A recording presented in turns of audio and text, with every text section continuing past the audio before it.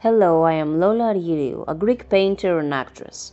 I have the honor to present you a short story, La Venus d'Ille, which was published in 1837 and written by Prosper Mérimée, who was a French writer, historian, and archaeologist, born in 1803 and died in 1870.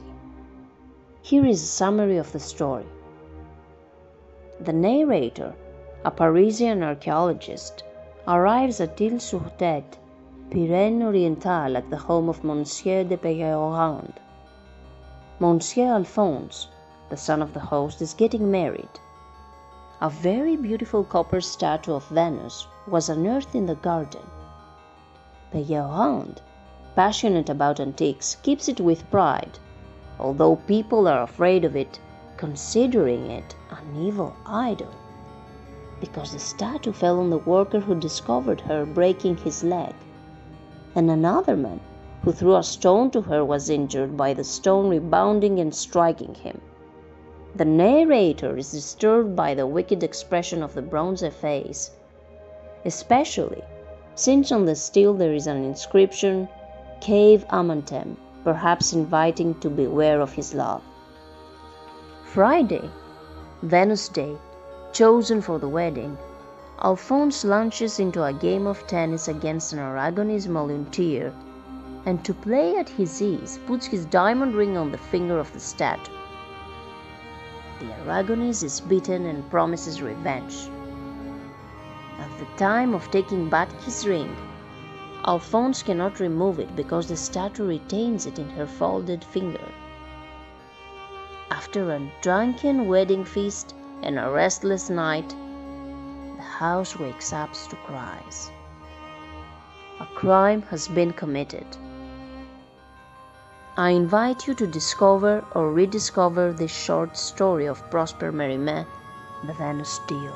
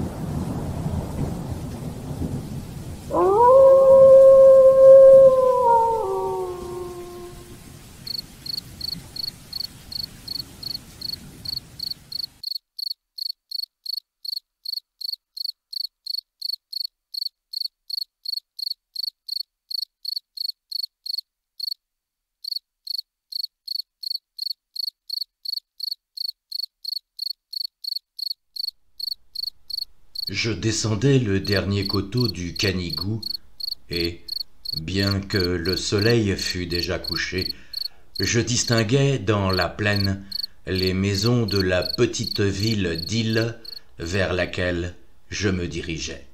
« Vous savez, dis-je au Catalan qui me servait de guide depuis la veille, vous savez sans doute où demeure Monsieur de Peyrehorade. »« Si je le sais, s'écria-t-il, je connais sa maison comme la mienne, et s'il ne faisait pas si noir, je vous la montrerais. C'est la plus belle d'Ille.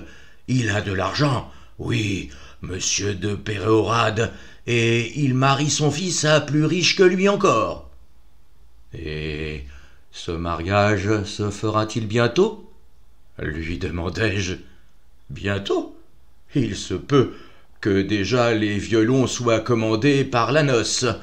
Ce soir, peut-être, demain après-midi, que sais-je, c'est à Purarigue que ça se fera, car c'est mademoiselle de Purarigue que monsieur le fils épouse. Ce sera beau, oui, j'étais recommandé à monsieur Peyrehorade par mon ami. Monsieur de P, c'était, m'avait-il dit, un antiquaire fort instruit et d'une complaisance à toute épreuve. Il se ferait un plaisir de me montrer toutes les ruines à 10 lieues à la ronde. Or, je comptais sur lui pour visiter les environs d'Ille que je savais riches en monuments antiques et du Moyen-Âge. Ce mariage, dont on me parlait alors pour la première fois, dérangeait tous mes plans. « Je vais être un trouble-fête, me dis-je, mais j'étais attendu, annoncé par monsieur de P. Il fallait bien me présenter. Gageons, monsieur, me dit mon guide, comme nous étions déjà dans la plaine, gageons un cigare, que je devine ce que vous allez faire chez monsieur de Péréorade.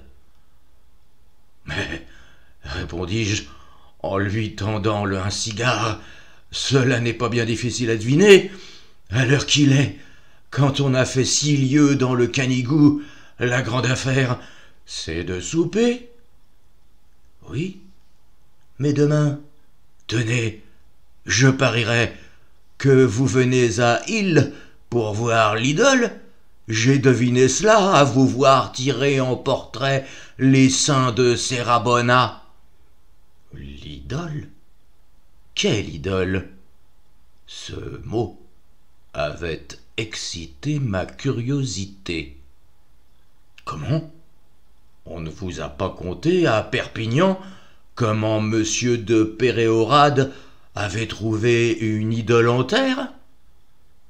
Vous voulez dire une statue en terre cuite? En argile? Non pas. Oui, bien en cuivre, et il y en a de quoi faire de gros sous. Elle vous pèse autant qu'une cloche d'église. C'est bien avant dans la terre, au pied d'un olivier, que nous l'avons eue. Vous étiez donc présent à la découverte? Oui, monsieur. Monsieur de Péréorade nous dit, il y a 15 jours, à Jean Col et à moi, de déraciner un vieil olivier qui était gelé de l'année dernière, car elle était bien mauvaise, comme vous savez. Voilà donc qu'en travaillant, Jean Col, qui allait de tout cœur, il donne un coup de pioche, et j'entends « bim !» comme s'il avait tapé sur une cloche. Qu'est-ce que c'est? Que je dis. Nous piochons toujours, nous piochons, et voilà qu'il paraît une main noire, qui semblait la main d'un mort qui sortait de terre. Moi, la peur me prend, je m'en vais à monsieur, je lui dis. Des morts, notre maître qui sont sous l'olivier. Faut appeler le curé. Quelle mort qu'il me dit. Il vient, et il n'a pas plutôt vu la main qu'il s'écrie « Un antique! Un antique !» Vous auriez cru qu'il avait trouvé un trésor, et le voilà avec la pioche, avec les mains qui se démènent et qui faisaient quasiment autant d'ouvrage que nous deux. Et enfin, que trouvâtes-nous? Une grande femme noire, plus qu'à moitié nue, révérence parler, monsieur, tout en cuivre, et monsieur de Péréorade nous a dit que c'était une idole du temps des païens, du temps de Charlemagne, quoi. Je vois ce que c'est, quelque bonne vierge en bronze d'un couvent détruit. Une bonne vierge? Ah ben oui, je l'aurais bien reconnue, si ça avait été une bonne vierge. C'était une idole, vous dis-je, on le voit bien à son air. Elle vous fixe avec ses grands yeux blancs. On dirait qu'elle vous dévisage. On baisse les yeux, oui, en la regardant. Des yeux blancs? Sans doute, ils sont incrustés dans le bronze. Ce sera peut-être quelque statue romaine. Romaine? C'est cela. Monsieur de Péréorade dit que c'est une romaine. Ah, je vois bien que vous êtes un savant comme lui. Elle est entière, bien conservée. Oh, monsieur, il ne lui manque rien. C'est encore plus beau et mieux fini que le buste de Louis-Philippe qui est à la mairie, en plâtre peint. Mais avec tout cela, la figure de cette idole ne me revient pas. Elle a l'air méchante, et elle l'est aussi. Méchante? Quelle méchanceté vous a-t-elle faite? Pas à moi précisément, mais vous allez voir, nous nous étions mis à 4 pour la dresser debout, et monsieur de Péréorade, qui lui aussi tirait à la corde, bien qu'il n'ait guère plus de force qu'un poulet, le digne homme. Avec peine, de la peine, nous la mettons droite.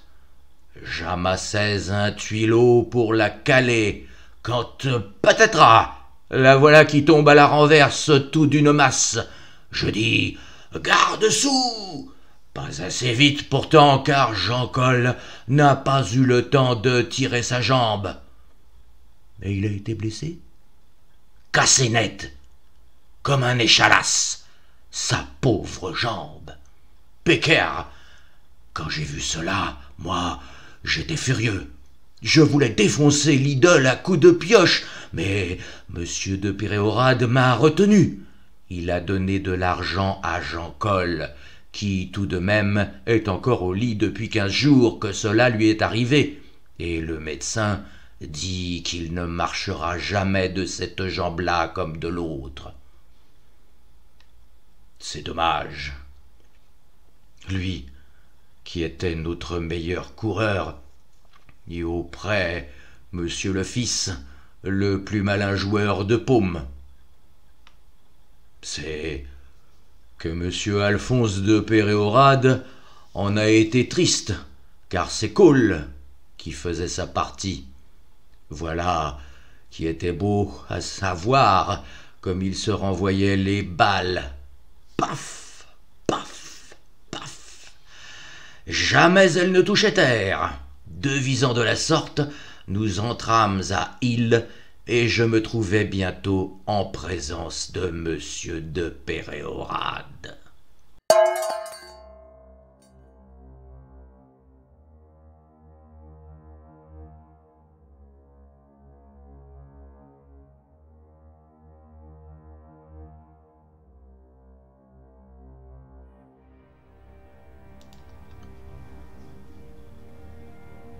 C'était un petit vieillard vert, encore et dispos, poudré, le nez rouge, l'air jovial et goguenard. Avant d'avoir ouvert la lettre de monsieur de P, il m'avait installé devant une table bien servie et m'avait présenté à sa femme et à son fils comme un archéologue illustre qui devait tirer le roussillon de l'oubli où le laissait l'indifférence des savants. Tout en mangeant de bon appétit, car rien ne dispose mieux que l'air vif des montagnes, j'examinais mes hôtes. J'ai dit un mot de monsieur de Péréorade. Je dois ajouter que c'était la vivacité même. Il parlait, mangeait, se levait, courait à sa bibliothèque, m'apportait des livres, me montrait des estampes, me versait à boire, il n'était jamais 2 minutes en repos. Sa femme, un peu trop grasse, comme la plupart des Catalanes lorsqu'elles ont passé 40 ans, me parut une provinciale renforcée, uniquement occupée des soins de son ménage. Bien que le souper fût suffisant pour 6 personnes au moins, elle courut à la cuisine, fit tuer des pigeons, frire des milias, ouvrit je ne sais combien de pots de confiture. En un instant, la table fut encombrée de plats et de bouteilles, et je serais certainement mort d'indigestion si j'avais goûté seulement à tout ce qu'on m'offrait. Cependant, à chaque plat que je refusais, c'étaient de nouvelles excuses. On contraignait que je ne me trouvasse bien mal à Île. Dans la province, On a si peu de ressources et les Parisiens sont si difficiles. » Au milieu des allées, et venu de ses parents, Monsieur Alphonse de Péréorade ne bougeait pas plus qu'un terme. C'était un grand jeune homme de 26 ans, d'une physionomie belle et régulière, mais manquant d'expression. Sa taille et ses formes athlétiques justifiaient bien la réputation d'infatigable joueur de paume qu'on lui faisait dans le pays. Il était ce soir-là habillé avec élégance, exactement d'après la gravure du dernier numéro du journal des modes.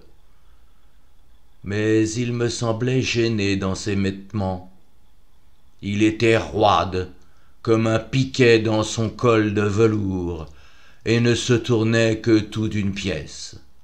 Ses mains, grosses et hâlées, ses ongles courts, contrastaient singulièrement avec son costume. C'étaient des mains de laboureur sortant des manches d'un dandy. D'ailleurs, bien qu'il me considérât de la tête aux pieds fort curieusement, en ma qualité de Parisien, il ne m'adressa qu'une seule fois la parole dans toute la soirée. Ce fut pour me demander où j'avais acheté la chaîne de ma montre. « Ah, ça, mon cher hôte, me dit monsieur de Péréorade, le souper tirant à sa fin, vous m'appartenez, vous êtes chez moi. Je ne vous lâche plus, sinon, quand vous aurez vu tout ce que nous avons de curieux dans nos montagnes, il faut que vous appreniez à connaître notre Roussillon, et que vous lui rendiez justice. Vous ne vous doutez pas de tout ce que nous allons vous montrer. Monuments phéniciens, celtiques, romains, arabes, byzantins, vous verrez tout, depuis le Cèdre jusqu'à l'Hysope. Je vous mènerai partout et ne vous ferai pas grâce d'une brique. » Un accès de toux l'obligea de s'arrêter. J'en profitai pour lui dire que je serais désolé de le déranger dans une circonstance aussi intéressante pour sa famille. S'il voulait bien me donner ses excellents conseils sur les excursions que j'aurais à faire, je pourrais, sans qu'il prît la peine de m'accompagner. « Ah, vous voulez parler du mariage de ce garçon-là » s'écria-t-il en m'interrompant. « Bagatelle, ce sera fait après-demain. » « Vous ferez la noce avec nous, en famille, car la future est en deuil d'une tante dont elle hérite. Ainsi, point de fête, point de bal, c'est dommage. Vous auriez vu danser nos catalanes, elles sont jolies, et peut-être l'envie vous aurait-elle pris d'imiter mon Alphonse. Un mariage, dit-on, en amène d'autres. Samedi, les jeunes gens mariés, je suis libre, et nous nous mettons en course. Je vous demande pardon de vous donner l'ennui d'une noce de province, pour un Parisien blasé sur les fêtes, et une noce sans bal encore. Pourtant, vous verrez une mariée, vous m'en direz des nouvelles. Mais vous êtes un homme grave, et vous ne regardez plus les femmes. J'ai mieux que cela à vous montrer. Je vais vous faire voir quelque chose. Je vous réserve une fière surprise pour demain. » « Mon Dieu, lui dis-je, il est difficile d'avoir un trésor dans sa maison sans que le public en soit instruit. » « Je crois deviner la surprise que vous me préparez, mais si c'est de votre statut qu'il s'agit, la description que mon guide m'en a faite n'a servi qu'à exciter ma curiosité et à me disposer à l'admiration. « Ah, il vous a parlé de l'idole, car c'est ainsi qu'ils appellent ma belle Vénus, Ture, mais je ne veux rien vous dire. Demain, Au grand jour, vous la verrez, et vous me direz si j'ai raison de la croire un chef-d'œuvre. Parbleu! Vous ne pourriez arriver plus à propos. Il y a des inscriptions que moi, pauvre ignorant, j'explique à ma manière. Mais un savant de Paris... Vous vous moquez peut-être de mon interprétation, car j'ai fait un mémoire, mais qui vous parle, vieil antiquaire de province? Je me suis lancé... Je veux faire gémir la presse. Si vous vouliez bien me lire et me corriger, je pourrais espérer... Par exemple, je suis bien curieux de savoir comment vous traduirez cette inscription sur le socle. C-A-V-E-K-V. Mais je ne veux rien vous demander encore. À demain, à demain. Pas un mot sur la Vénus aujourd'hui. Tu as raison, Péréorade, dit sa femme, de laisser là ton idole. Tu devrais voir que tu empêches monsieur de manger. Va, monsieur a vu à Paris de bien belles statues que la tienne. Aux Tuileries, il y en a des douzaines, et en bronze aussi. Voilà bien l'ignorance, la sainte ignorance de la province, interrompit monsieur de Péréorade. Comparer un antique admirable aux plates figures de Couston. Comme avec irrévérence parlent les dieux de ma ménagère. Savez-vous que ma femme voulait que je fondisse ma statue pour en faire une cloche à notre église? C'est qu'elle en eût été la marraine.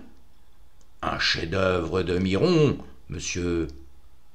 Chef-d'œuvre, chef-d'œuvre, un beau chef-d'œuvre qu'elle a fait, casser la jambe d'un homme. Ma femme, vois-tu, dit monsieur de Péréorade d'un ton résolu, et tendant vers elle sa jambe droite dans un bas de soie chiné, si ma Vénus m'avait cassé cette jambe-là, je ne la regretterais pas. Bon Dieu, Péréorade, comment peux-tu dire cela? Heureusement que l'homme va mieux. Et encore, je ne peux pas prendre sur moi de garder la statue qui fait des malheurs comme celui-là. Pauvre Jean Col. Blessé par Vénus, monsieur, dit monsieur de Péréorade, riant d'un gros rire.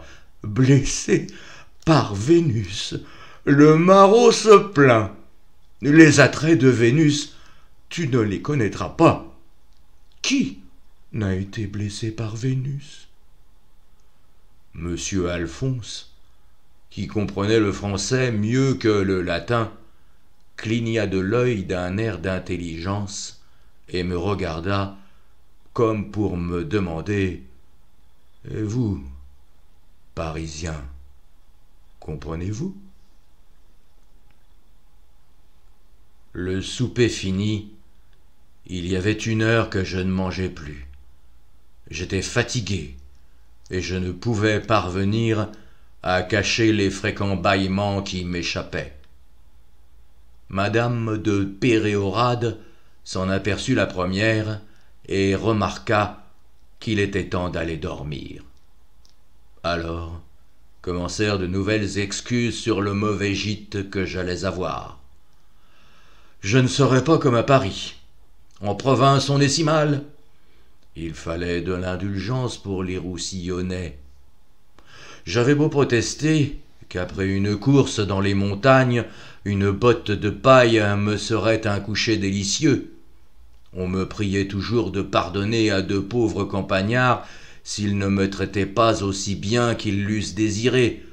Je montais enfin à la chambre qui m'était destinée, accompagné de monsieur de Péréorade. L'escalier, dont les marches supérieures étaient en bois, aboutissait au milieu d'un corridor sur lequel donnaient plusieurs chambres. « À droite, me dit mon hôte, c'est l'appartement que je destine à la future madame Alphonse. Votre chambre est au bout du corridor opposé.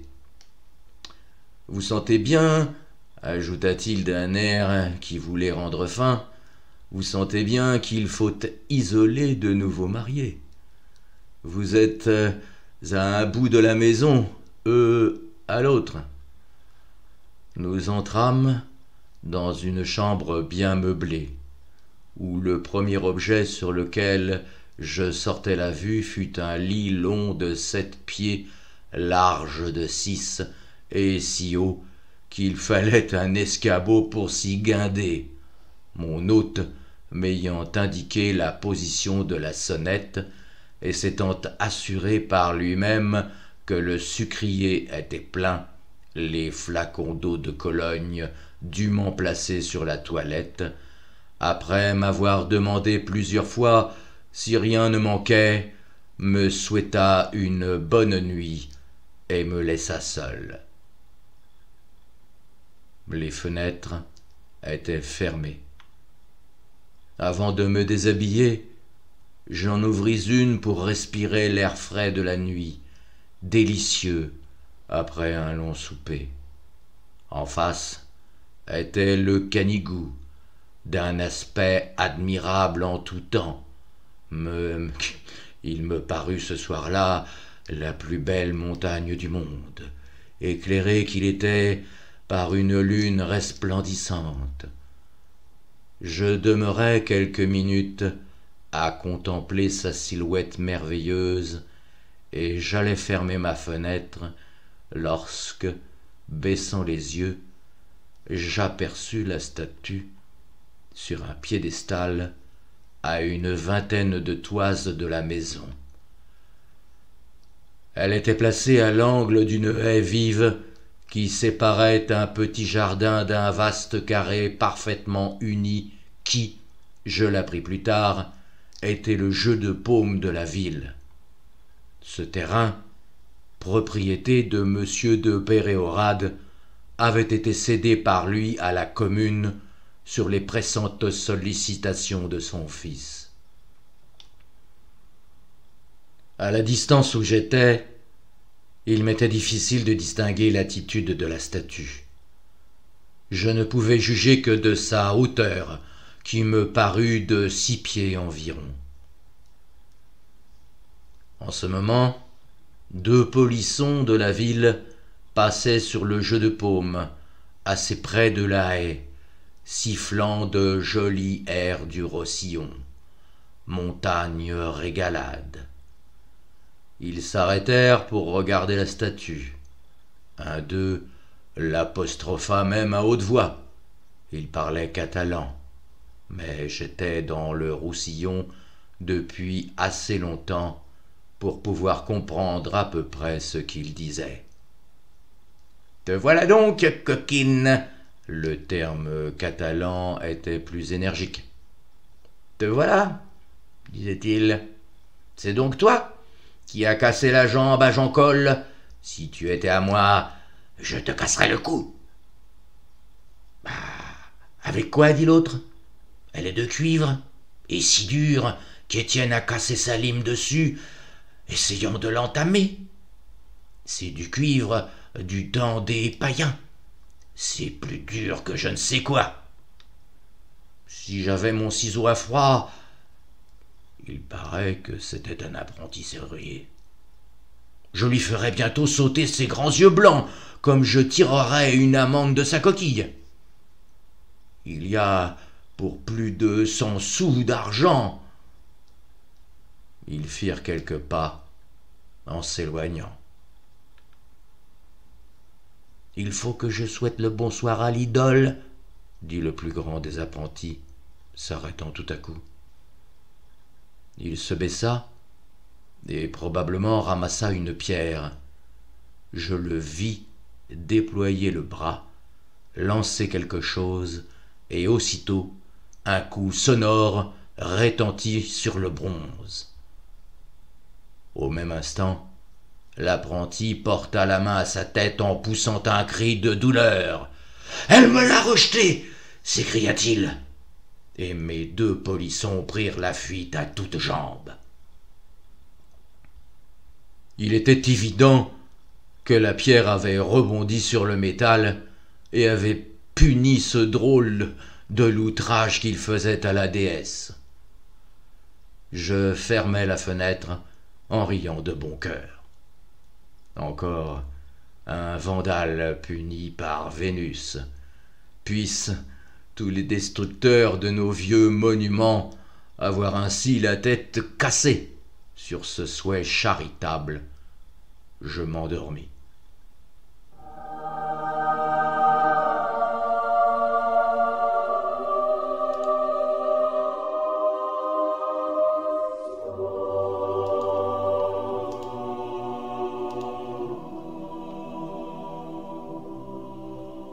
Il était grand jour quand je me réveillai. Auprès de mon lit était, d'un côté, Monsieur de Péréorade, en robe de chambre, de l'autre, un domestique envoyé par sa femme une tasse de chocolat à la main. « Allons, debout, Parisiens! Voilà bien mes paresseux de la capitale, » disait mon hôte, pendant que je m'habillais à la hâte. « Il est 8 heures, et encore au lit. Je suis levé, moi, depuis 6 heures. Voilà 3 fois que je monte. Je me suis approché de votre porte sur la pointe des pieds. Personne, nul signe de vie. Cela vous fera mal de trop dormir à votre âge. Et ma Vénus, que vous n'avez pas encore vue, allons, prenez-moi vite cette tasse de chocolat de Barcelone, vraie contrebande, du chocolat comme on n'en a pas à Paris.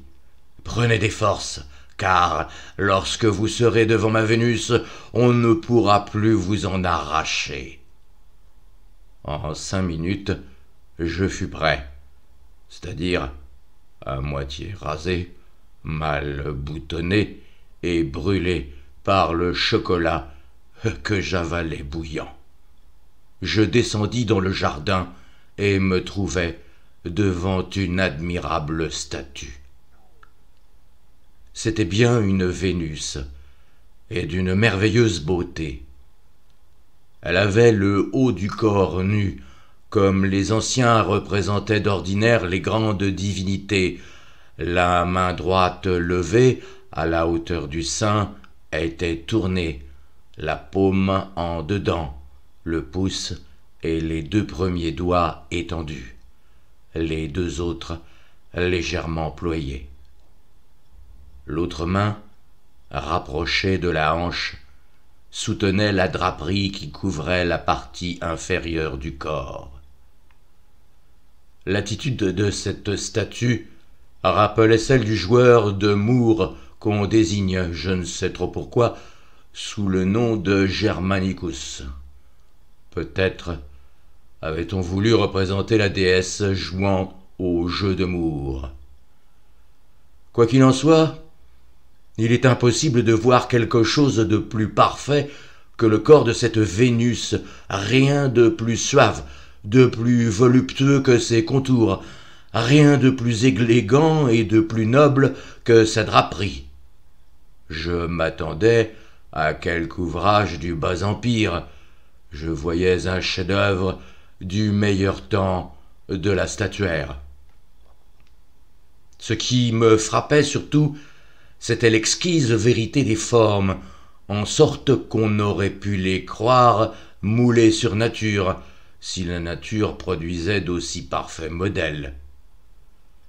La chevelure, relevée sur le front, paraissait avoir été dorée autrefois. La tête, petite comme celle de presque toutes les statues grecques, était légèrement inclinée en avant. Quant à la figure, jamais je ne parviendrai à exprimer son caractère étrange, et dont le type ne se rapprochait de celui d'aucune statue antique dont il me souvienne.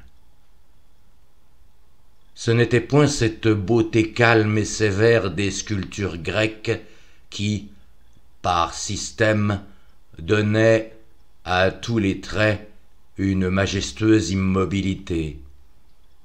Ici, Au contraire, j'observais avec surprise l'intention marquée de l'artiste de rendre la malice arrivant jusqu'à la méchanceté. Tous les traits étaient contractés légèrement. Les yeux, un peu obliques, la bouche relevée des coins, les narines quelque peu gonflées, dédain, ironie, cruauté se lisaient sur ce visage d'une incroyable beauté cependant. En vérité, plus on regardait cette admirable statue, et plus on éprouvait le sentiment pénible qu'une si merveilleuse beauté pût s'allier à l'absence de toute sensibilité.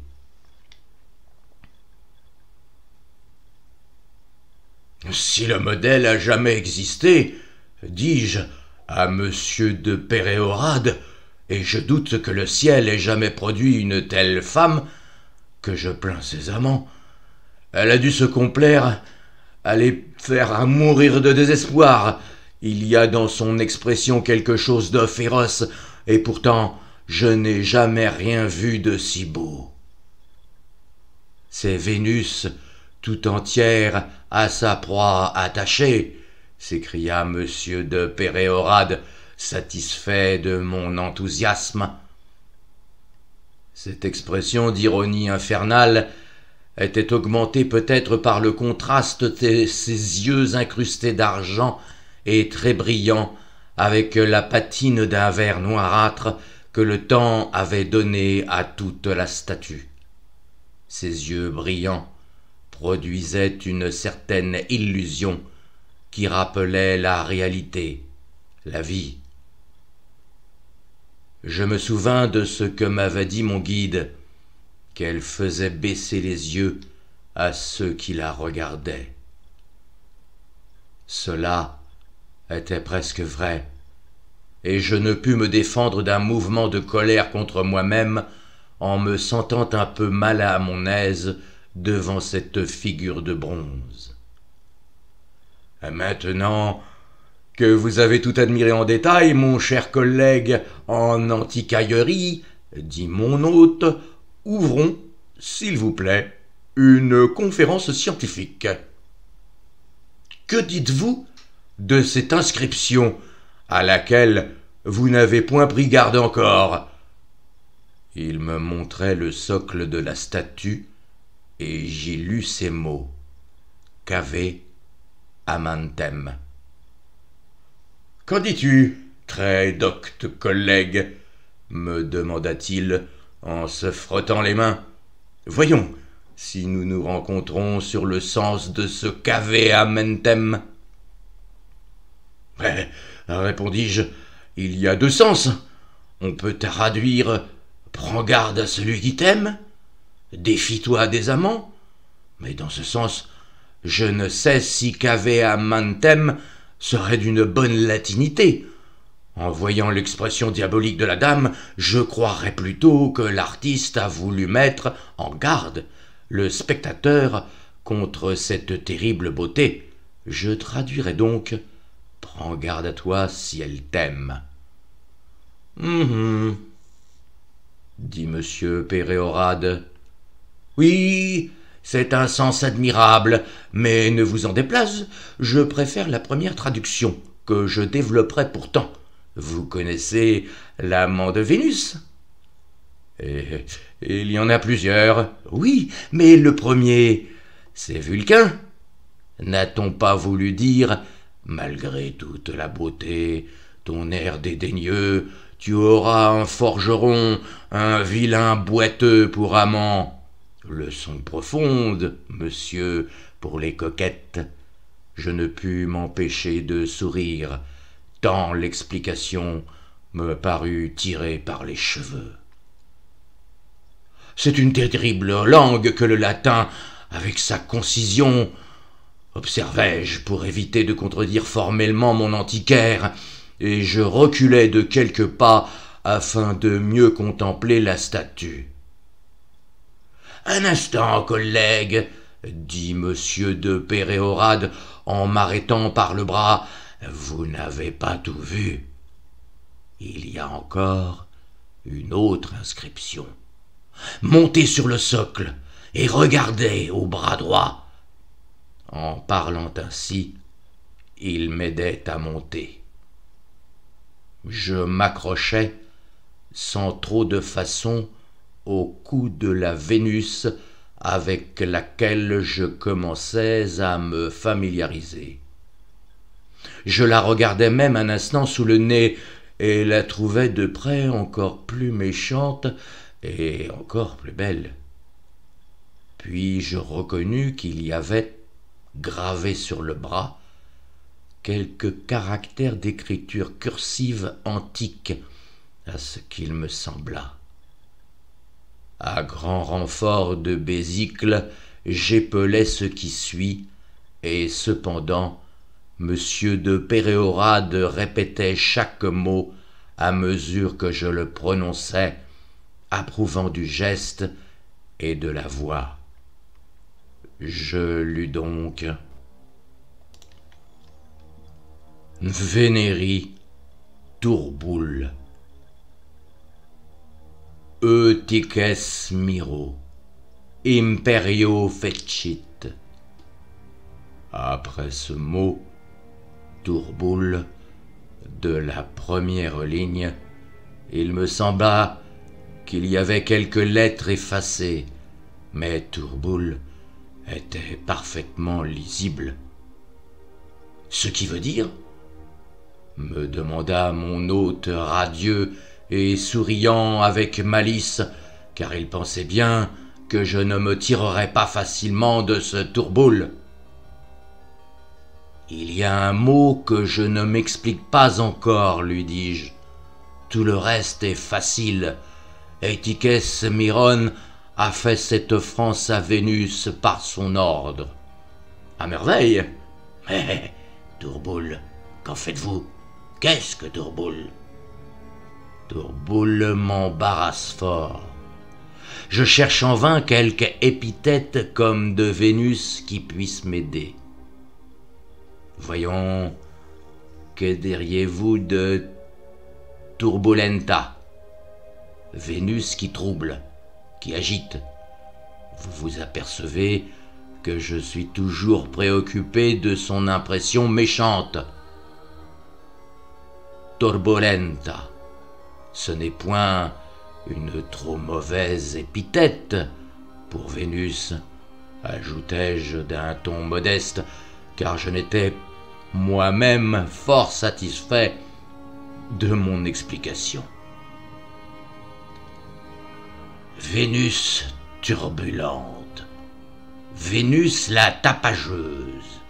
Ah, vous croyez donc que ma Vénus est une Vénus de cabaret ? Point du tout, monsieur. C'est une Vénus de bonne compagnie, mais je vais vous expliquer ce Tourboule. Au moins, vous me promettez de ne point divulguer ma découverte avant l'impression de mon mémoire. C'est que, croyez-vous, je m'en fais gloire de cette trouvaille-là. Il faut bien que vous nous laissiez quelque épi à glaner à nous autres, pauvres diables provinciaux. Vous êtes si fiches, messieurs les savants de Paris, du haut du piédestal où j'étais toujours perché, je lui promis solennellement que je n'aurais jamais l'indignité de lui voler sa découverte. Tourboule, monsieur, dit-il en se rapprochant et baissant la voix de peur qu'un autre que moi ne pût l'entendre, lisez Turburnere. Je ne comprends pas davantage. Écoutez bien. À 1 lieue d'ici, au pied de la montagne, il y a un village qui s'appelle Boultemer. C'est une corruption du mot latin turburnera. Rien de plus commun que ces inversions. Boultemer, monsieur, a été une ville romaine. Je m'en étais toujours douté, mais jamais je n'en avais eu la preuve. Et la preuve, la voilà. Cette Vénus était la divinité topique de la cité de Boultemer, et ce mot de Boultemer, que je viens de démontrer d'origine antique, prouve une chose bien plus curieuse, c'est que Boultemer, avant d'être une ville romaine, a été une ville phénicienne. Il s'arrêta un moment pour respirer et jouir de ma surprise.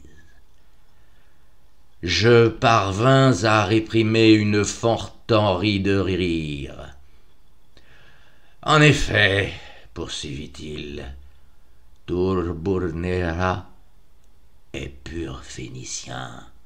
Tour, prononcé Tour, Tour est sourd, même mot, n'est-ce pas?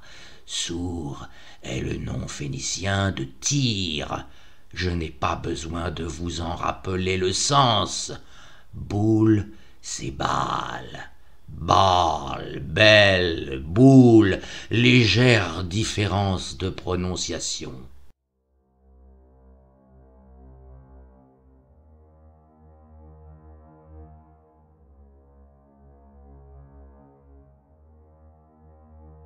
Quant à Néra, cela me donne un peu de peine. Je suis tenté de croire, faute de trouver un mot phénicien, que cela vient du grec sponge, humide, marécageux. Ce serait donc un mot hybride. Pour justifier, je pense, je vous montrerai à Boultemer comment les ruisseaux de la montagne y forment des mares infectes. D'autre part, la terminaison Néra aurait pu être ajoutée beaucoup plus tard en l'honneur de Néra Pivesuvia, femme de Tétricus, laquelle aurait fait quelque bien à la cité de Tourboul. Mais à cause des mares, je préfère l'étymologie de Sponge. Il prit une prise de tabac d'un air satisfait. Mais laissons les Phéniciens et revenons-en à l'inscription. Je traduis donc: à Vénus de Boultemer, Miron dédie par son ordre cette statue, son ouvrage. Je me gardais bien de critiquer son étymologie, mais je voulus à mon tour faire preuve de pénétration, et je lui dis: halte là, monsieur Miron a consacré quelque chose, mais je ne vois nullement que ce soit cette statue. Comment? S'écria-t-il. Miron n'était-il pas un fameux sculpteur grec?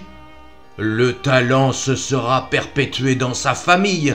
C'est un de ses descendants qui aura fait cette statue. Il n'y a rien de plus sûr. Mais, répliquai-je, je vois sur le bras un petit trou. Je pense qu'il a servi à fixer quelque chose. Un bracelet, par exemple, que ce Miron donna à Vénus en offrande expiatoire. Miron était un amant malheureux. Vénus était irritée contre lui. Il l'apaisa en lui consacrant un bracelet d'or. Remarquez que ce fétiche prend fort souvent pour qu'on se cravite.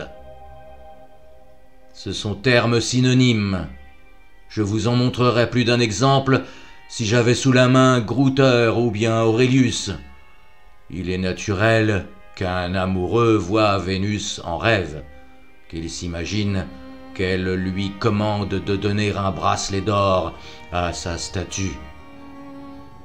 Miron lui consacra un bracelet, puis les barbares ou bien quelques voleurs sacrilèges. « Ah, qu'on voit bien que vous avez fait des romans !» s'écria mon oncle en me donnant la main pour descendre. « Non, monsieur, c'est un ouvrage de l'école de Miron. Regardez seulement le travail, et vous en conviendrez. M'étant faite une loi de ne jamais contredire à outrance les antiquaires entêtés, je baissai la tête d'un air convaincu en disant « C'est un admirable morceau. » « Ah, mon Dieu !» s'écria M. de Péréorade. « Encore un trait de vandalisme. On aura jeté une pierre à ma statue. » Il venait d'apercevoir une marque blanche un peu au-dessus du sein de la Vénus. Je remarquai une trace semblable sur les doigts de la main droite qui, je le supposais alors, avait été touchée dans le trajet de la pierre, ou bien un fragment s'en était détaché par le choc et avait ricoché sur la main. Je contai à mon hôte l'insulte dont j'avais été témoin et la prompte punition qui s'en était suivie. Il en rit beaucoup, et, comparant l'apprenti à Diomède, il lui souhaita de voir, comme le héros grec, tous ses compagnons changés en oiseaux blancs. La cloche du déjeuner interrompit cet entretien classique, et, de même que la veille, je fus obligé de manger comme quatre. Puis vinrent des fermiers de M. de Péréorade, et pendant qu'il leur donnait audience, son fils me mena voir une calèche qu'il avait achetée à Toulouse pour sa fiancée, et que j'admirais, cela va sans dire. Ensuite, j'entrai avec lui dans l'écurie, où il me tint une demi-heure à me vanter ses chevaux, à me faire leur généalogie, à me conter les prix qu'ils avaient gagnés aux courses du département. Enfin, il en vint à me parler de sa future par la transition d'une jument grise qu'il lui destinait. « Nous la verrons aujourd'hui, dit-il. Je ne sais si vous la trouverez jolie. Vous êtes difficile à Paris, mais tout le monde, ici et à Perpignan, la trouve charmante. Le bon, c'est qu'elle est fort riche. Sa tante de Prades lui a laissé son bien. Oh, je vais être fort heureux. » Je fus profondément choqué de voir un homme paraître plus touché de la dot que des beaux yeux de sa future.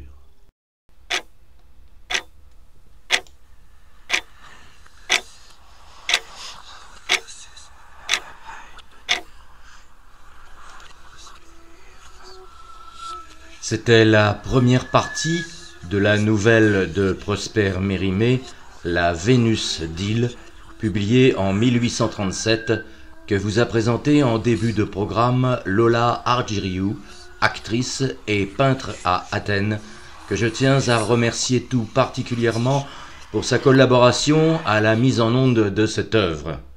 La seconde partie de cette nouvelle sera prochainement diffusée, et je vous remercie à vous, public, de votre écoute et de votre soutien indéfectible. À bientôt.